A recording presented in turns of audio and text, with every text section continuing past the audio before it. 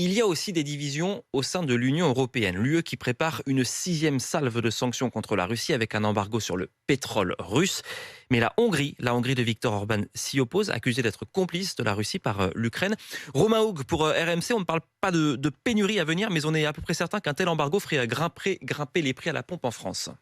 Oui, la France ne sera pas à court de pétrole, c'est ce que promet Olivier Gantois, le président de l'Union française des industries pétrolières, et ce pour plusieurs raisons. Étant donné, que nous avons pu commencer à nous organiser depuis le début de la guerre en Ukraine, et deux, que le projet nous laisse 6 mois pour terminer de nous organiser et de réorganiser les chaînes logistiques, oui, on passera le cap de l'embargo sans conséquence sur l'approvisionnement de la France. Mais pour lui, un embargo ne serait pas pour autant sans conséquences, notamment à la pompe pour les automobilistes. La France importe 10 à 12% de son pétrole de Russie. Le prix des carburants pourrait donc encore augmenter.